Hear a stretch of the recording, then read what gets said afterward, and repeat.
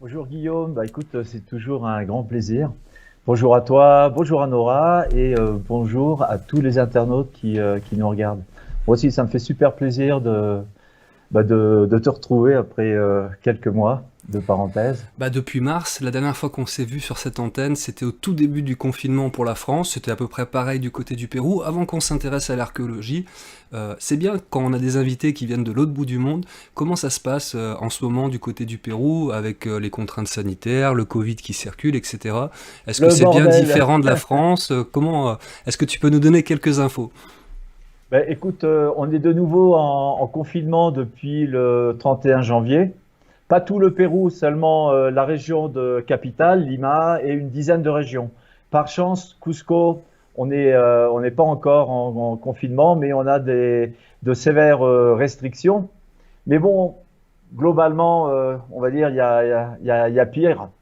Et c'est aussi je regarde les informations évidemment tous les jours en France. Beaucoup de gens se plaignent et parfois ils ont raison. Mais s'ils regardent ce qui se passe dans d'autres pays, comme en France, comme au Pérou, c'est le gros bordel. On est en plein dans un vaccin guette depuis 2 jours ici au Pérou, puisqu'on a appris que l'ancien président qui a été destitué il y a quelques mois a reçu le vaccin contre le Covid et une partie de son gouvernement et puis des gens assez riches, du showbiz, etc. Il y a à peu près 400 personnes qui ont reçu depuis il y a 2, 3 mois le vaccin chinois. Alors là, la population au Pérou est dans les rues depuis aujourd'hui, justement pour crier scandale, quoi, parce que euh, c'est d'abord tous les nantis qui ont reçu, enfin tous les nantis, en tout cas certains nantis Qui ont des se sont fait passe-droits. vacciner, ouais, voilà, qui ont des passe-droits, qui se sont fait vacciner il y a déjà quelques mois, depuis le mois de novembre, je crois. Et il y a déjà 4 démissions du gouvernement actuellement, et c'est pas terminé. D'accord. Enfin voilà, donc euh, en France, je pense que vous êtes quand même bien lotis malgré malgré tout. Après, on Nous va ici, nous ici le vaccin, moi je suis pour le vaccin, hein, soit dit en passant, mais il va falloir que nous attendions, nous le pauvre peuple, il va falloir qu'on attende 6 mois, 7 ans, 7 mois, peut-être à la fin de l'année, pour recevoir les premiers vaccins. Voilà. C'est un peu le problème des pays du tiers-monde, des pays du tiers-monde. D'accord. Donc ouais, autre ambiance du côté du Pérou, bah, comme ça c'est bien, on a les informations en direct de source sûre, donc merci pour ça. Alors ce soir Thierry, on a décidé de faire un petit tour d'horizon des différents dossiers qui parcourent ta carrière d'explorateur, d'archéologue, et Ouais, il y en a un dossier central, et on va y passer du temps un peu ce soir, c'est Paititi, cette fameuse cité légendaire perdue au ouais, milieu de la forêt amazonienne. On va voir tout qu'il à y a des fait. projets, il y a des choses qui vont se mettre en place prochainement. Il y a des projets, il y a des progrès. Très bien, projet, progrès. On a déjà deux rimes pour notre chanson. Je prépare le refrain. Ok, Et puis il y a deux autres dossiers qui, eux, bah, sont venus un petit peu par hasard dans ton parcours. tout à fait. Ces Mhm. fameuses momies de Nazca qui sont sorties de nulle part, faut le dire, Ouais, et tout à fait. qui se sont présentées à toi. Ça a beaucoup fait parler et on va y revenir en début d'émission. Et puis on touchera quelques mots aussi sur le site du Machu Picchu, puisqu'on avait fait une émission ensemble. Et il y a un livre Ouais. d'ailleurs qui était sorti à ce sujet-là, je vous le montre les amis. Hop, Machu Picchu, non, par la Guillaume, voilà, la chambre secrète. Et tu nous diras aussi où ça en est, si ça a bougé, ce que tu en penses, comment tu vois les choses évoluer pour ce dossier-là de cette fameuse chambre secrète sur le site du Machu Picchu. Allez, Cusco, Cusco, Cusco. Ouais, parce que si c'est pas possible, ils sont en train de se foutre de notre gueule. Il c'est pas possible. Toi, donc les analyses de l'université d'ICA, pour l'instant, il n'y a rien d'annoncé officiellement, il n'y a pas de résultats et Non, pas d'études qui sont sorties, mais tu nous confirmes les momies sont pas dans un coin oublié, non, non, stockées, et il y a vraiment des études qui sont encore entreprises, et tout à on a fait. des chances d'avoir de nouvelles infos et de nouvelles données sur ces momies-là. Oui, dans le courant de l'année, il va y avoir également des études sur les œufs contenu à l'intérieur de l'abdomen de Louisa. Et pour répondre plus directement à notre ami internaute, il est effectivement possible de regarder, de venir voir ces momies à l'université d'Ica tous les vendredis. Et l'entrée est gratuite. Ah ben Voilà. Voilà. Maintenant, le reste du matériel archéologique, bon ben, découvert par Mario, il est entre les mains de son propriétaire, enfin de son propriétaire, de son découvreur en tout cas. Et on espère qu'ils sont dans de bonnes conditions. Ouais, donc ce fameux Mario, effectivement, il y a encore des momies dans la nature, puisque tout le matériel qui aurait été récupéré dans ces grottes n'est pas parvenu à l'université d'Ica. Est-ce que toi, tu es toujours en contact avec ce Waqueros, ce Mario, qui était une figure centrale dans le dossier des momies de Nazca? Ben, figure-toi que José Casafranca, le vice-président d'Incari, était Qu'on en salue. communication, ouais, il était en communication téléphonique avec lui hier, et d'ailleurs il embrasse Nora, Mais voilà. parce que Nora lui a laissé un bon souvenir quand elle est venue au Pérou, et, euh, et voilà quoi, il est très, il suit de près évidemment l'affaire et ce qui se diffuse sur l'affaire de Nazca. D'ailleurs, il va venir nous rendre visite dans très, très peu de temps. D'accord. Bon, ben, je transmettrai les amitiés de Mario à Nora. Écoute, ça fait toujours plaisir. Dans le trailer qu'on a vu, donc on a vu des images. Euh, vous êtes allé visiter des sites. Mario vous a montré des sites à toi et à ton équipe. Ouais, Il y a ces ouais. grottes dans lesquelles tu te faufiles. Euh, et tu en parles dans un livre dont on va parler juste après. Tu es un peu sceptique sur les premiers sites que Mario prétend être les sites sur lesquels il a découvert ces corps. Est-ce que tu peux nous en parler déjà de ta visite sur ces sites-là et pourquoi toi tu es un peu resté sur ta faim sur cette visite-là? Bien, s'agissant du site de la petite caverne que nous sommes allés visiter en août 2017, on savait tout de suite que ce n'était pas le bon site, puisque déjà matériellement, si tu veux, il n'y a pas la place à l'intérieur pour mettre tout le matériel que Mario prétend avoir découvert. Et donc, si c'était pas, s'il n'y avait pas la place, cela signifie que c'était forcément ailleurs. Et puis la localisation géographique ne correspondait pas du tout. On sait que le site, le véritable, est situé plus au nord de Nazca, en un point stratégique qui nous permet de voir l'océan Pacifique et à quelques centaines de mètres des géoglyphes de la pampa de Nazca. Donc, c'était pas là où ils nous ont emmenés. Mais je pense que dans le film que l'on va présenter vers la fin de l'année, on pourrait, on pourrait avoir du neuf sur ce sujet. Pour moi, le site, c'est vraiment la pierre angulaire de l'affaire de Nazca. S'il y a un site, c'est que bon, ça règle le problème de l'authenticité.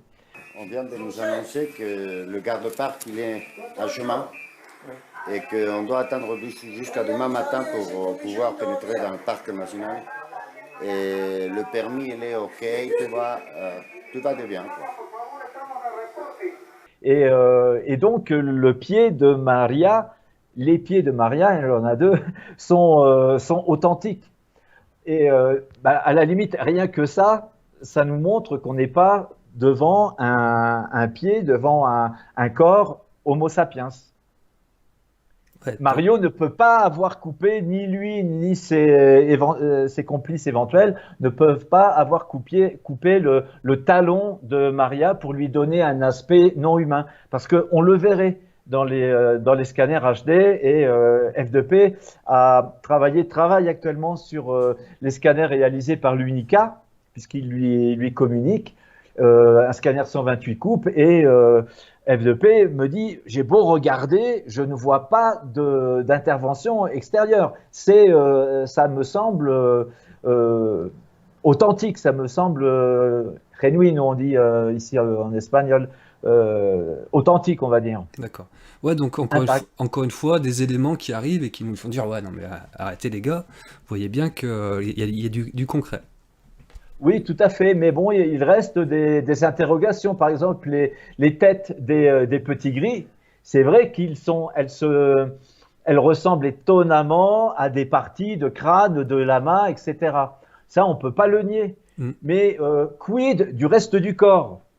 Les côtes circulaires, par exemple, si elles ont été montées dans le cadre d'une fraude ou dans le cadre d'une pratique ancestrale, hein, pour reproduire peut-être des corps, des êtres qu'ils auraient vus il y a 1000 ou 2000 ans.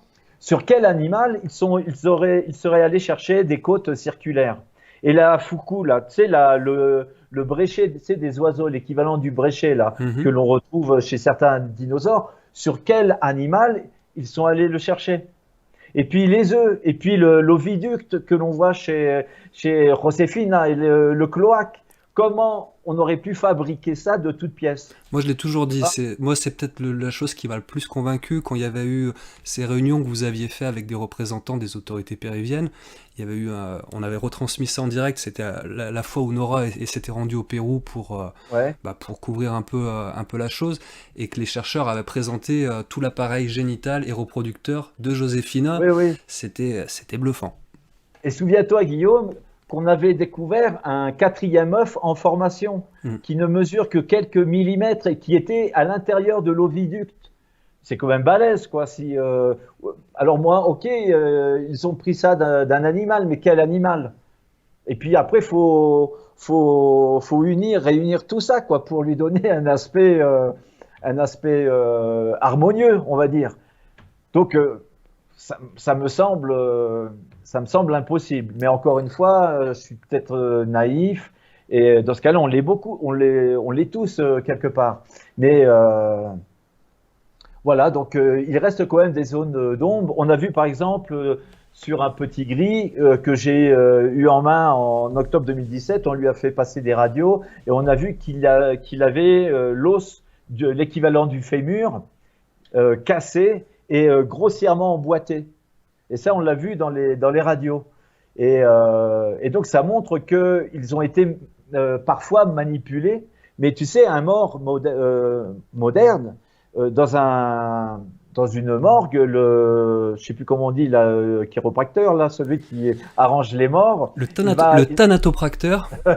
Oui, voilà. Eh bien, le garde-parc qui est arrivé il y a 1 heure est ivre-mort. Et on est obligé d'attendre qu'il se dessoule et apparemment c'est pas gagné. C'est pas gagné parce qu'il est toujours en train de s'enivrer là, en face. En tous les cas, demain, on va voyager. Quoi qu'il en soit, même si c'est pas l'hypothèse que personnellement je retiens le plus, même si au moins pour une partie de ces momies, pour d'autres, même si on a affaire à des momies qui ont été créées, modifiées avec des modifications corporelles créées par ces peuplades, on a affaire à quelque chose en termes de matériel archéologique d'assez exceptionnel qu'on voit qu'une fois dans sa vie. Tout à fait. Et même si, comme tu le dis, ces momies avaient été faites de toutes pièces par les Nazca, on pourrait parler de chimères, comme disait Alain Hubrecht il y a quelques mois. Le problème historique reste pratiquement entier, parce qu'on peut se demander pourquoi les peuples précolombiens de cette époque ont eu le besoin de recréer des êtres humanoïdes tridactyles si différents de l'espèce humaine. Oui. Et pourquoi non seulement ils auraient reconstitué des corps, mais également ils ont reconstitué ces êtres sur des géoglyphes, sur la céramique, sur des tissus, et ça on ne peut pas soupçonner Mario d'avoir dessiné ces tridactyles, parce qu'on les voit partout sur toute la côte sud de l'Amérique du Sud. Oui, il y a des représentations qu'on retrouve sur plein de supports différents qui font référence aux mêmes spécificités anthropologiques. On parlait de tridactyle, ces 3 doigts, c'est pas humain en termes de référence. Exactement. Et moi, j'ai survolé avec Michel Ribardière et l'équipe de M6 il y a 2-3 ans le plateau de Nazca, et le pilote nous a montré un géoglyphe. C'est un géoglyphe de 24 mètres. C'était la reproduction quasi parfaite de Josefina, un être de type reptilien avec 3 doigts aux mains, aux pieds et qui en plus tenait dans la main gauche, je crois, une espèce de petit sac à main. C'est un objet que l'on retrouve chez certains personnages. Des Sumériens, chez les Exactement. Anunnaki, dans les traditions sumériennes, ce petit sac que portaient Voilà. les représentations des dieux sumériens. Voilà, que l'on retrouve sur ce géoglyphe que l'on a survolé. Alors, cette iconographie, elle est un fait, on ne peut pas la nier. Et on pourrait penser qu'il s'est passé quelque chose. On va pas refaire tout le débat. Non, mais on peut, cette affaire, on peut faire des hypothèses. Mais en tout cas, simplement pour dire, excuse-moi de te Je t'en couper prie. la parole, on est à plus de 4 ans du début de cette affaire et on n'a toujours aucune preuve de la fraude. Moi, je vais te dire, Voilà. pour l'anecdote, quand cette histoire a démarré, c'était en 2016. Dès 2017, en début 2017, on avait déjà fait une émission avec toi. On était tous les yeux écarquillés en se disant c'est pas possible. Et je me rappelle, après cette première émission, avoir dit à Nora, tu verras, ce dossier, c'est comme Roswell. 20 ans après, on sera toujours à se poser des questions parce que les Ouais. choses peuvent pas être aussi simples que ça. Et je pense que, tu vois, déjà 4 ans après, on est encore à se poser, à retourner les choses dans tous les sens et c'est d'y voir clair. Il y a un commentaire qui me plaît beaucoup, il y a Stéphane qui nous dit « J'ai beau ne pas y croire, j'ai toujours envie de vous écouter, d'en savoir plus, de comprendre au mieux. » Et je dis « Merci Stéphane, vous avez le droit les amis de pas y Exactement. croire, vous avez le droit d'être de ceux qui pensent que non, on est face à des choses qui ont été modifiées par l'homme de manière peut-être contemporaine. » En tout cas, merci Stéphane pour cette ouverture d'esprit. C'est drôlement agréable de pouvoir avancer des arguments, des hypothèses, tracer Tout des à plans fait. sur la comète avec des gens qui restent ouvertes. Il y a Maquise Flo qui nous dit quelle est aujourd'hui la position du gouvernement péruvien face aux analyses des momies? A-t-elle évolué? Déjà, est-ce qu'ils embêtent l'université des cas? Est-ce qu'il y a un risque pour ces momies? Qu'est-ce que font les autorités péruviennes?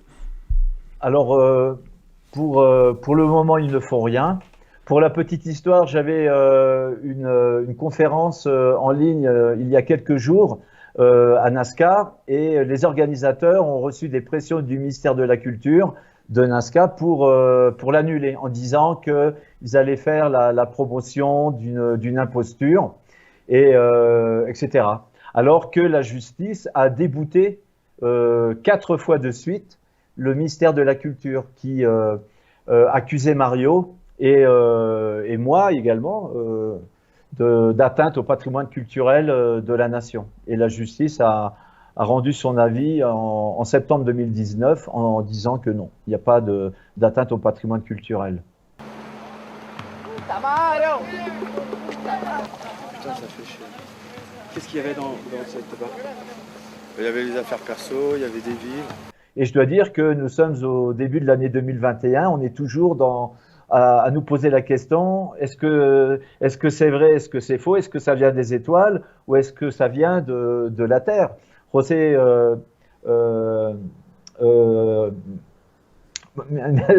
José de la Cruz, pardon, le biologiste mexicain, pense que il est très possible que ça vienne d'une espèce terrestre qui aurait pu peut-être évoluer parallèlement à nous, et pourquoi pas. Ça reste dans les hypothèses. Voilà. Il y a notre ami Yves Herbeau que je salue, qui nous dit pas obligatoirement salut. Qui nous dit pas obligatoirement une fraude moderne, ou alors il faut prouver la modernité des mutilations. Effectivement, comme on disait tout à l'heure, si c'est une fraude, le terme est mal approprié. Si ça a été fait il y a 7000 ans, on ne peut pas parler d'une fraude, on pourrait parler de pratiques cultuelles et qui font référence à des choses qui peut-être nous dépassent. Tout à fait, j'en parlais avec Yves, que je salue. Donc, ça a peut-être, parmi les hypothèses, été une reconstitution des Nazca ou de certains autres peuples, puisque certaines datations datent de près de 7000 ans. Mais si tel est le cas, le problème historique et archéologique est pratiquement le même. Parce que pourquoi des peuples, il y a 2000 ans, ont eu la nécessité de reproduire ce genre d'être tridactyle. Et encore une fois, comme on le disait tout à l'heure, avec quels os pour les côtes des petits gris, la foucoula, comment dans le cas de Maria, on a des empreintes digitales qui ne sont pas Homo sapiens. Comment on recrée de fausses empreintes digitales? C'est plus compliqué de faire un billet de banque, hein, un faux billet de banque. Je pense qu'il aurait été plus simple, effectivement, de faire des faux billets pour gagner de l'argent que ces corps-là. Alors, Tout à fait.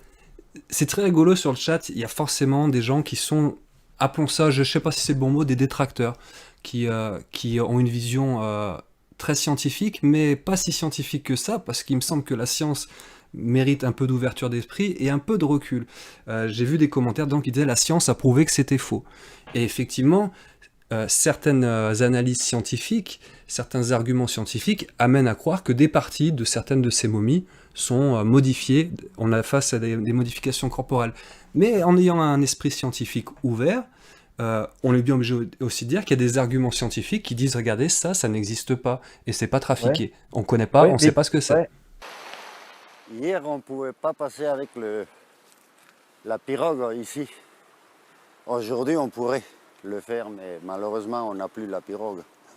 Et donc, c'est parce qu'on considère que les analyses ADN sont très, très sûres. Ces analyses ont été faites dans plusieurs laboratoires. Elles ont été vérifiées après la conférence au Congrès et elles ont été comparées avec plus d'1 million de races, d'espèces animales et végétales. Et ils ont conclu que ça n'appartenait pas à des espèces connues.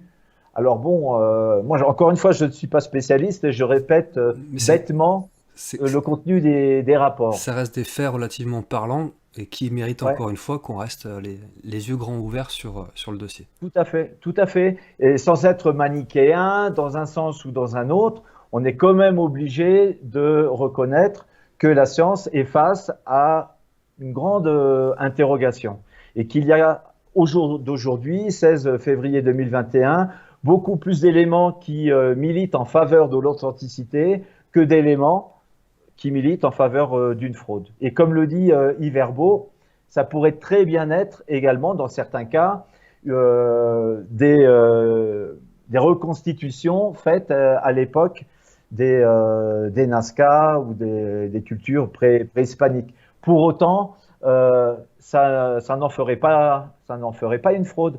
Regarde, un exemple très concret, c'est Victoria. Victoria, on a fait l'analyse ADN et carbone 14 des os d'une vertèbre et d'une partie de la hanche droite. On a conclu au niveau des radiocarbones qu'elle avait à peu près 800 ans. Nous, à l'Institut Inquari, on a fait dater la peau, puisqu'il y a des traces de peau dans le dos de Victoria. Et on a abouti à des résultats qui montrent à peu près une datation 1040 après Jésus-Christ. Alors il y a 150 ans de différence entre les deux, mais grosso modo il y a de la cohérence. Et si ça avait été un corps reconstruit par des waqueros modernes, j'aimerais bien que les détracteurs m'expliquent comment ils seraient allés trouver dans le désert des os et puis des morceaux. Et de la peau, Voilà, et de la peau capable d'être retendue, réajustée sur... ouais. Voilà, et tu sais, dans le désert, une peau de serpent qui a quelques mois, qui a quelques années, ou qui a 200 ans, on ne fait pas trop la différence. Il a mal compris, je ne l'ai pas dit à 10 heures du soir, j'ai 10 heures du matin, quoi. Máximo, repórtate, caramba, hombre. Bah alors, Paititi, pour faire très très court, c'est une cité que les Incas ou leurs prédécesseurs auraient construit en forêt amazonienne. Et c'est aussi l'endroit où ils seraient allés cacher une partie de l'or des Incas après l'invasion espagnole. Il y a une histoire de rançon après l'assassinat d'Atahualpa, le dernier empereur, et la Coya, son épouse, qui cheminait vers Cajamarca avec 15 ou 20 000 lamas chargés d'or pour verser aux Espagnols en échange de la liberté d'Atahualpa. Apprenant l'exécution d'Atahualpa, cette impératrice aurait pris la direction de la forêt pour aller cacher ces chargements d'or. Et c'est à ce moment que l'on commence à entendre de la bouche même des Indiens un mot mystérieux comme ça, qu'ils se murmuraient à l'oreille, celui de Paititi. Et les premières références, c'est 1534 à peu près, c'est-à-dire quelques mois après l'arrivée des Espagnols et la chute de l'Empire. Alors, en raison de cette histoire de rançon, on a souvent parlé de Paititi Eldorado. Et même ici, au Pérou, on parle souvent de Paititi Eldorado. Il y a eu tout ce fantasme sur ce trésor qui est réel, hein. Mais Paititi, pour nous, c'est d'abord et avant tout une relique archéologique, un grand trésor historique.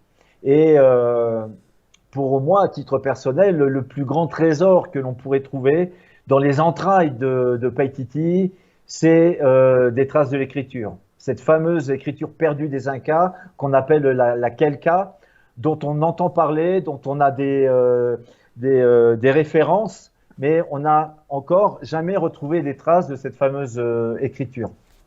Et pour moi, c'est le trésor des trésors, et c'est ce que pourrait renfermer Paititi. Paititi peut être une seconde capitale de l'Empire Inca, comme un fief secret des Incas. Paititi viendrait du vocable quechua Paitiquin, qui signifie jumelle ou semblable à. Et donc, on pourrait penser que c'était peut-être une ville jumelle de Cusco et une capitale de la connaissance, une capitale du savoir, nichée quelque part dans les contreforts, les derniers contreforts andins de la forêt amazonienne. On sait que Paititi n'a pas été construit au niveau de la mer. Si tu veux, donc il y a beaucoup d'explorateurs à travers les siècles qui l'ont cherché en pleine forêt amazonienne. Même le colonel Fawcett, qui est mon héros d'enfance, était parti chercher sa cité Z dans le Mato Grosso. Il ne l'a vraisemblablement jamais découvert. Mais on sait que les Incas ont toujours construit leur site stratégique en montagne, parce que c'était des endroits stables et des endroits stratégiques. Et donc, où il fallait chercher Paititi, eh bien, ma foi, c'était dans les derniers contreforts andins, ces contreforts en contact avec la forêt amazonienne. Et ça fait 20 ans qu'on est dessus, et après une vingtaine d'expéditions, je pense qu'on a relativement bien localisé l'endroit, et ça fait 5 ans qu'on essaye d'y parvenir. Alors, on avait vu lors d'une précédente émission, lorsque le premier opus, parce que là aussi, avec Jungle Dog, vous avez fait des documentaires pour retracer tout le parcours, toute cette histoire assez incroyable autour de cette quête de la cité de Paititi. Le docu, il s'appelle Inca Amazonia. La dernière fois, on avait parlé de l'opus numéro 1. Vous avez l'affiche là qui se présente à l'écran.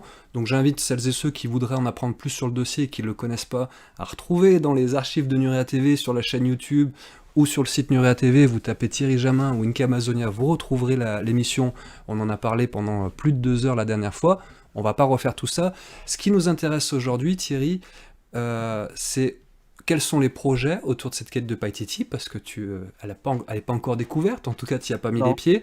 Quels sont les projets, quelles sont les dernières actus autour de Paititi. Déjà toi, au niveau de tes démarches en tant que chercheur, quelles sont les futures étapes dans cette quête de la cité légendaire?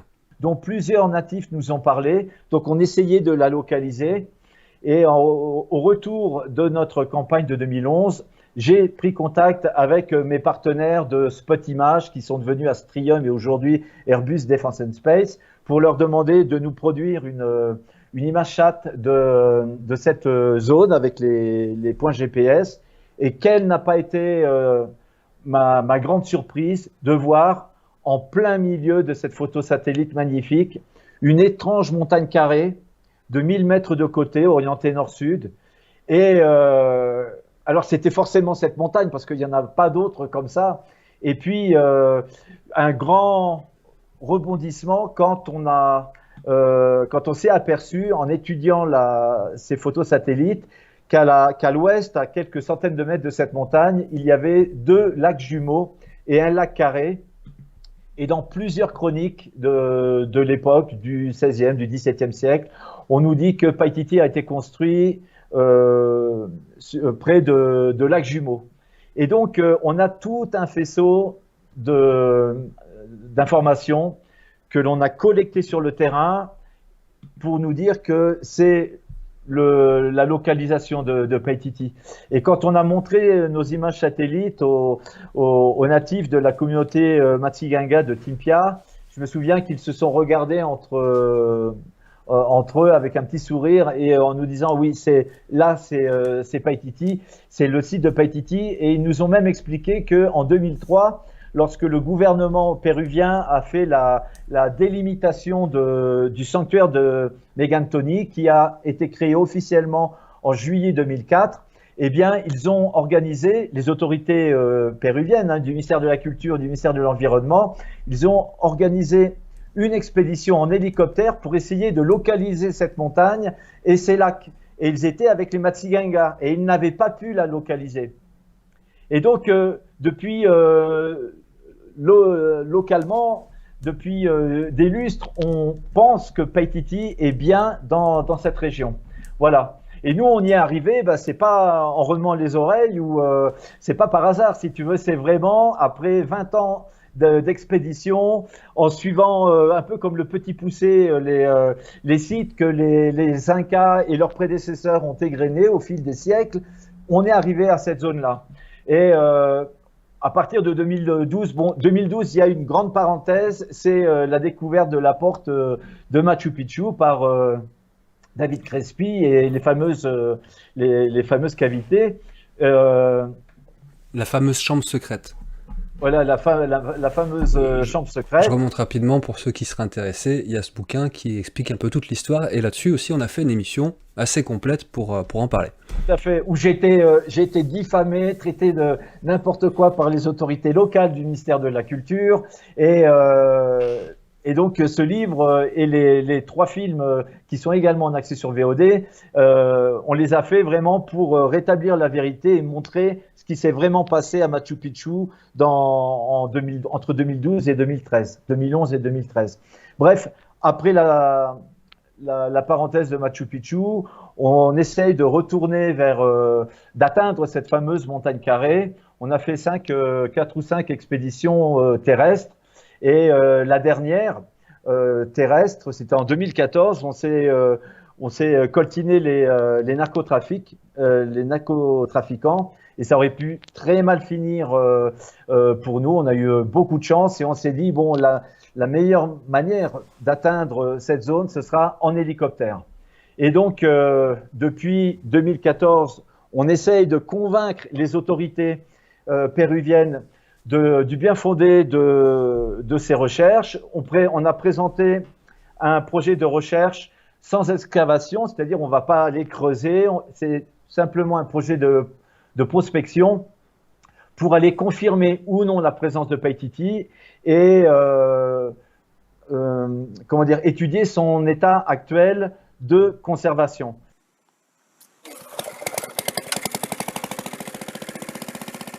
3 heures passent encore. Où vous êtes là? Là, un peu plus bas que vous, à 100 mètres. Bueno, enfin, ils sont arrivés là. Et depuis le Rio Incipiato, ils ont fait un sentier là, magnifique. Donc demain, on va pouvoir suivre ça sans aucun problème. Et donc, nous, on pense qu'on va tomber sur un site en très mauvais état de conservation. Évidemment, les fameux trésors d'or de la Coya, il y a belle lurette qu'ils ont été pillés, qu'ils ont été volés. Il y a peut-être une partie de ce trésor qui a été jetée dans les fameux lacs dont je t'ai parlé, puisque c'est ce que raconte également la tradition, notamment certaines chroniques parlent de la Yahuirca, qui était une chaîne en or qui faisait à peu près 250 mètres de long avec des petites tuilettes. Et les Incas la faisaient déambuler dans les rues de Cusco pour mimer un peu le mouvement d'un serpent. Et c'est l'empereur Huayna Capac qui l'avait fait construire, qui l'avait fait fabriquer pour commémorer la naissance de Huáscar, le demi-frère d'Atahualpa. Et donc cette chaîne aurait été jetée dans un lac près de Paititi. Alors quand on voit la profondeur apparente de ces fameux de ces fameux lacs qui ressemblent beaucoup, tu sais, Guillaume, au cénote de la région des Mayas. Au Yucatan, on dirait des puits. Ça a l'air vraiment très profond. Ouais, comme Donc, ça, on prend- ça paye pas de mine. On voit deux lacs juxtaposés. On se dit, bon, ben voilà, il y a deux mares. Excuse-moi l'expression. Ouais, ouais, Tu ouais. confirmes, toi, que c'est Ouais, ouais, ça a l'air. des trous d'eau relativement profonds. Ouais, ça a l'air assez profond parce qu'on a étudié ces lacs même en pleine saison sèche et ils sont toujours pleins. Donc il doit y avoir un système très intéressant d'ailleurs, entre parenthèses, géologiquement. Il doit y avoir des connexions intéressantes. Et donc une partie de ce matériel existe peut-être encore dans ces lacs, mais on ne pense pas qu'on trouvera dans les murs de Paititi des statues en or ou des objets Ouais, comme ça. tout ce qui Ça a a déjà été. tout ce qui a une valeur sur les marchés officieux de l'art archéologique a déjà disparu. Il y a beaucoup de questions, enfin il y a une question qui revient souvent, pardon. C'est une technologie que certains appellent le LIDAR. Alors moi je connais pas spécialement. Apparemment c'est un outil de détection. Est-ce que Ouais. tu connais cette technologie? Est-ce que c'est quelque chose Oui, que bien sûr. vous avez utilisé ou que vous comptez utiliser dans le cadre de cette quête de Paititi? Alors, c'est une technique très intéressante, mais par rapport à nos recherches à nous, si tu veux, pour utiliser un lidar, il faut soit le mettre sous un avion, une avionnette, soit sur un drone. Et un drone, ça veut dire que de toute façon, il faut s'approcher du site parce que les drones que l'on utilise actuellement pour ce genre à moins à moins qu'il s'agisse de drones militaires, mais sinon, C'est pas les drones de l'armée américaine pilotés depuis un autre voilà, continent. Là, ce serait des drones, même de qualité, qui ont une portée limitée de voilà. commande. Donc nous, le problème, ce sont les autorisations, surtout du ministère de l'Environnement. Et donc, pour utiliser le lidar, il faut de toute manière ces mêmes autorisations. Alors moi, je préfère descendre carrément en rappel avec mon équipe en hélicoptère et aller voir, puisque le point de descente en hélicoptère est à 300 mètres des ruines. 2 heures de l'après-midi pour la forêt, enfin dans la forêt c'est déjà un peu tard. On attend les réponses là, actuellement, parce que franchement, il y a des responsabilités.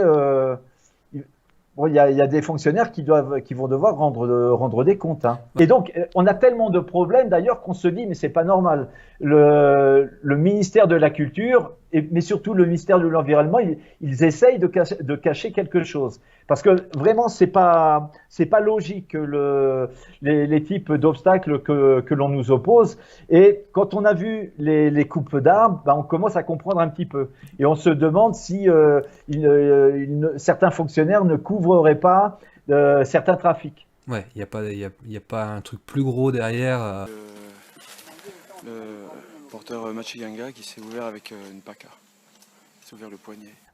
Ça va faire jaser, ça va faire un scandale parce que Paititi, c'est pas n'importe quel site, c'est vraiment la première cité perdue, la cité mythique dont on a commencé à entendre parler depuis le début du XVIe siècle. C'est une légende, c'est un mythe, tu vois. Ouais. Et alors cette année 2021, c'est le bicentenaire de l'indépendance du Pérou. Il va y avoir des commémorations au mois de juillet. Et quel meilleur cadeau que l'on pourrait faire au peuple péruvien en ces temps de pandémie, de tristesse, où tout le monde, en France c'est pareil, on est accablé de mauvaises nouvelles chaque jour avec ces statistiques et ces chiffres maudits de décès, etc. Enfin, on pourrait donner au pays et au patrimoine mondial un grand site archéologique et on essaye encore une fois de convaincre les autorités de nous laisser faire cette opération. Ouais, c'est l'année ou jamais, on en parlait l'autre jour, c'est l'année ou jamais, symboliquement pour faire avancer des choses. Tout à fait, on a vraiment une bonne conjoncture. Alors évidemment, autant te dire qu'on va utiliser ce précédent de cette production là qui est allée dans la zone sans permis, de manière illégale.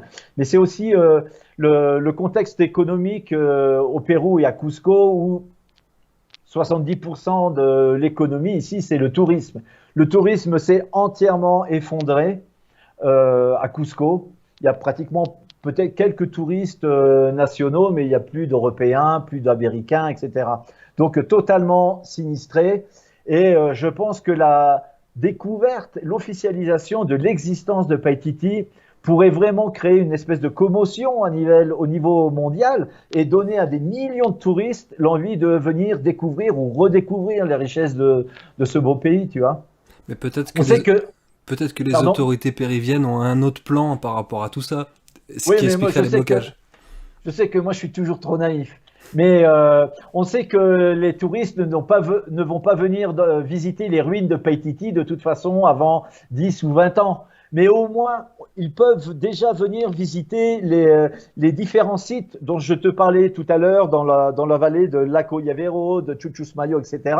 Parce que ils n'auraient besoin que d'un bon nettoyage pour les donner déjà accessibles aux touristes. Donc, on a vraiment une grande alternative à côté de Machu Picchu, parce qu'ici, Machu Picchu, mais les gens auront bonne mine quand Machu Picchu va dégringoler dans le fond de la vallée, ils n'auront plus rien pour promouvoir leur tourisme.